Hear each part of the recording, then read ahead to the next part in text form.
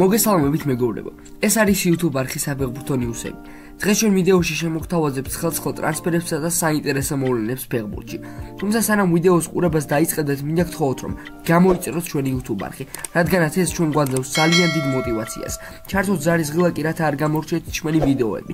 მოიწონოთ ვიდეო და აუცილებლად გაგვიზიარეთ თქვენი აზრი მომხდარ მოვლენებთან დაკავშირებით კომენტარებში. ახლა კი დავიწყოთ.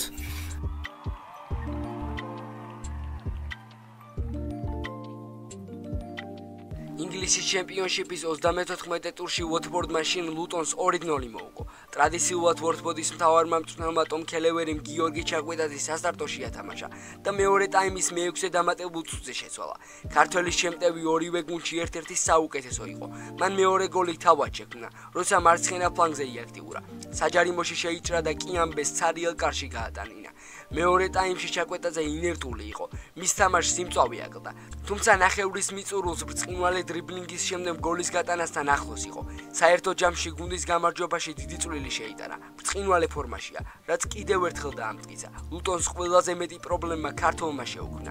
გიორგი ჩაკვეტაძემ ჩემპიონშიპის მიმდინარე სეზონში 33 მატჩში 2 გოლი გაიტანა და 6 საგოლე პასი შეასრულა. თუმცა საგოლე პასების რაოდენობა გაცილებით მეტი იქნებოდა მის თანაგუნდელები დამაგვირგინებელ ფაზაში უფრო ზუსტად რომ მოქმედებდნენ. ჩემპიონშიპში უოტფორდის შემდეგ მატჩ პირველ მარტს სტუმრად სტოკ სიტისთან გამართავს. საფრანგეთის ლიგა 1-ის 23 ტურის ცენტრალურ მატჩში ქართველების დერბი შედგა. ხვიჩა კვარაცხელიას PSG-ს სტუმრად გიორგი მიქაუტაძის ლიონს დაუპირისპირდა და დაძაბულ ბრძოლაში 3-2 დაამარცხა. ხვიჩა კვარაცხელია სასტარტო შემადგენლობაში იყო და პარიზული კარიერის განმავლობაში ერთ-ერთი ყველაზე გამორჩეული მატჩი ჩაატარა. ხვიჩა მთელი თამაშის განმავლობაში აქტიურობდა და გოლის გატანის არაერთი მცდელობა ჰქონდა. ამის გარდა ჩოულ დრიბლინგებს და ცრუ მოძრაობებსაც გვთავაზობდა და საბოლოოდ მატჩი საგოლე გადაცემით დაასრულა. ხვიჩა 59 წუთზე უსმან დემბელეს გოლის გატანაში დაიხმარა, რითაც ანგარიში 0-2 გახდა. ლუის ენრიკემ კვარა 68 წუთზე ლუკას ერნანდესით შეცვალა. შეხვედრის დასრულების შემდეგ ხვიჩა მატჩის საუკეთესო ფეხბურთელად დასახელდა.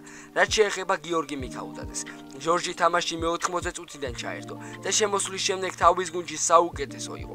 მოედანზე გამოჩენიდან ზუსტად 3 წუთში მიქაუტაძემ ბრწყინვალე სოლორეიდით თავი კარგად გამოითავისუფლა და ჩერკის საგოლე გადაცემა გაუკვეთა, რითაც ანგარიში 1-2 გახადა. ანგარიში 53 წუთზე აშრაფ ჰაკიმა გახსნა, რომელსაც 59 წუთზე კვარას ასისტით დემბელეს გოლი მოხვა.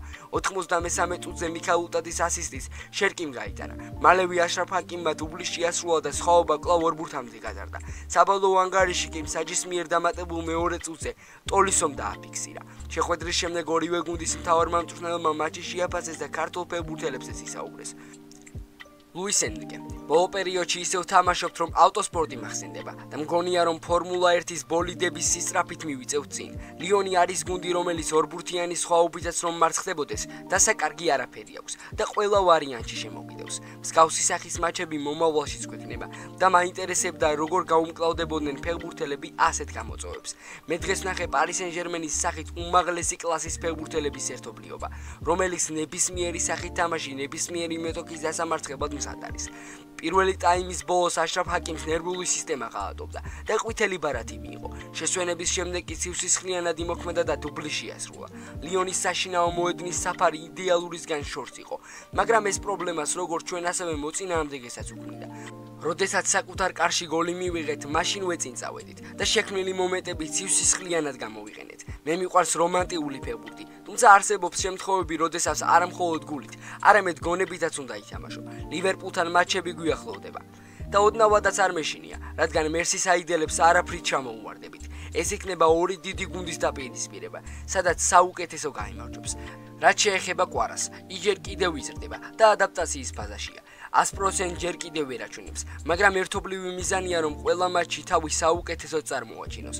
ჩემი სურვილია კი საუკეთესო გუნდი მყავდეს, რომელიც კონკურენტუნარიანი იქნება. პაულო ფრონესკა: მიქაუტაძე, გიორგის ვესაუბრე. ყველაფერი აუხსენი და გაიგო მისი თადარიგში დატოვებით მოტოქისთვის გარკვეული სურპრიზის შეთავაზებას ვგეგმავდი. ყველაზე მეტად მაინც ისმახარებს თუ როგორი ენთუზიაზმით შევიდა ცვლილებაზე და რამდენად დიდი გავლენა მოახდინა მატჩის ხასიათზე. PSG-ს დონის მეტოქის წინააღმდეგ დაცვის სტრატეგიით თამაში მარტივი არასდროს არის. რის გამოც დაფიქსირებული შედეგის მიუხედავად უკმაყოფილო ნამდვილად არ ვარ. პირველი პასი გვაქვს გასაუმჯობესებელი. განსაკუთრებით პრესინგის ისეთი მოყვარული გუნდის წინააღმდეგ როგორიც ლუის ენრიკე ყავს. უკანასკნელი 3 კვირის განმავლობაში მარსელისა და PSG-ს სახით საფრანგეთის ორ საუკეთესო გუნდთან მომიწია დაპირისპირება. და მიუხედავად იმისა, რომ ორივე შემთხვევაში დავმარცხდით, არ ვთვლი რომ ტოპ კლუბებთან გამკლავება არ შეგვიძლია. სამუშაო ბევრი გვაქვს, თუმცა პროცესში ბევრის მიღწევაა შესაძლებელი. გარდამწვრთნელებისა მატჩი ორივე ქართველმა შეაფასა. გიორგი მიქაუტაძე. თავარი პრობლემა იმაშია, რომ ფეხბურთის თამაში გვიან დავიწყეთ. შეტევის ხაში სიმწვავე გვაკვდა და როდესაც მეტი ინიციატივა გამოვიჩინეთ, ალბათ ყველამ კარგად დაინახეთ, როგორ გაუჭირდათ მეტოქა გუნდის მცველებს ჩვენი იერიშებთან გამკლავება. ნერწმუნეთ საწყისი 70-80 წუთის მანძილზეც, ასე რომ გვეასპარეზა შესაძლოა ეს თამაში არ წაგვეგო. რა თქვა ხვიჭამ? ვლოცავ პარი სენ-ჟერმენს ამ გამარჯვებას. ეს ნამდვილად დავიმსახუროთ. ბოლო წუთამდე რთული თამაში იყო. ისინი სახიფათოდ გვიდევდნენ, მაგრამ მნიშვნელოვანია რომ 3 ქულა ჩვენ მოვიპოვეთ. გავაგრძელებთ ცვლას რომ უფრო მეტი ქულა ავიღოთ და უფრო დაუახლოვდეთ ჩემპიონობას. მეტოქე მთელი ძალით ცდილობდა თამაშის მიწურულ გოლის გატანას. როდესაც 2-3 იყო, ყველა ფეხბურთელი ჩვენ საჯარიმოში იყო, მაგრამ ჩვენმა დაცვამ დიდი ძალისხმევა გამოიჩინა და თავი კარგად დავიცავით. ქართველი ფეხბურთელები ფრანგულმა მედიებმა აქტიურად შეაფასეს. ხვიჭა, სუცფოთი, 8 ქულა, კრავი მიკროფონთან მგელი მოედანზე. პარის ფანსი, ის უკვე პარიზელია, რომელიც პირველ შეხებაში ყოველთვის და ყველაზე მეტად გამოირჩეოდა. თამაში დიდი ენერგია ჩადო და თითქმის ყველა დუელი მოიგო. მან ლიონი ყველაზე მეტად დააზარალა. ფუტო მერკადო, 7 ქულა. მატჩი მშვიდად დაიწყო, თუმცა ცოტა ხანში ზამთრის ახალწეულმა ის უნარები აჩვენა, რისთვისაც PSG-მ ამხელა ავანსები გაიღო. დემბელე მე-13 წუთზე ბრწყინვალე პასით მეკარესთან პირისპირ დატოვა. მაგრამ პირველ რიგში ქართველი ბრწყინვალე დრიბლიორია და ის არაერთხელ დაამტკიცა. განსაკუთრებით ლიონის დაცვის შუაგულში წარმოუდგენელი სალალომის შესრულებით. მისი დარტყმა ძალიან ახლოს იყო გოლთან და საგოლე გადაცემასთანაც, მაგრამ რამდენიმე სანტიმეტრი დააკლდა. მეორე ნახევარი ძლიერად დაიწყო. ჯერ მარცხენა ფეხით სადა გატანა. შემდეგ კი დემბელეს გოლის ეპიზოდში ასისტი ჩაიწერა. ადგილობრივებისთვის დღეს ნამდვილი საწამლავი იყო. გიორგი მიქაუტაძე, ფუტო მერკადო. მცირე დრო დაეთმო, მაგრამ ამ პერიოდის განმავლობაში ლიონში საუკეთესო იყო. შერკის გადამწყვეტი პასი მისცა. შემდეგ კი აკრობატული დარტყმით სადა გატანა. სუფთფუთი, 7 ქულა. დღევანდელ მატჩში საუკეთესო საქართველო იყო. მაიქს ფუთი. შერკის საკმაოდ ლამაზი საგოლე გადაცემა გაუკეთა. აკრობატული დარტყმით ბრწყინვალე შანსი მიიღო, მაგრამ არ გაუმართლა. ლექვიპე უკანასკნელ წლებში მისი თამაშის ხარისხიდან გამომდინარე გიორგი მიქაუტაძისთვის უხერხული მეტოქე ფაქტიურად არ არსებობს. თუმცა ყოველთვის სასიამოვნოა, როდესაც ესა თუ ის თავდასხმელი თავის გამოჩენას უმაღლესი კლასის გუნდების წინააღმდეგ ახერხებს. ამ მხრივ საფრანგეთის ლიგა 1-ის მიმდინარე სეზონის პირველ წრეში დამკვიდრებულ ტრადიციას ევრო 2024-ის ერთ-ერთმა ბომბარდირმა ამჯერადაც არ უყალატა და იმ მცირე სათამაშო დროის მიუხედავად, რომელიც მას ლიონის თავარმა მწვრთნელმა დაუთმო, პარი სენ-ჟერმენს მაინც სერიოზული პრობლემები შეუქმნა. ხვიჭა კვარაცხელიამ ლიგა 1-ში პარი სენ-ჟერმენით მაისურით მეხუთე მატჩი ჩაატარა და მეორე საგოლე გადაცემა შეასრულა. ასევე მის ანგარიშზე 1 გოლისაა. გიორგი მიქაუტაძესთვის კი ეს 23 შეხვედრა იყო და ამ დროის განმავლობაში 6 გოლი და 2 საგოლე გადაცემა დაუკრავდა. შეგახსენებთ, ამ გამარჯვების შემდეგ პარი სენ-ჟერმენმა სატურნირო ცხრილში 59 ქულა დააგროვა და მეორე ადგილოსან მარსელს 13 ქულით გაუსრო. ლიონი კი 36 ქულით მე-6 პოზიციაზე იმყოფება.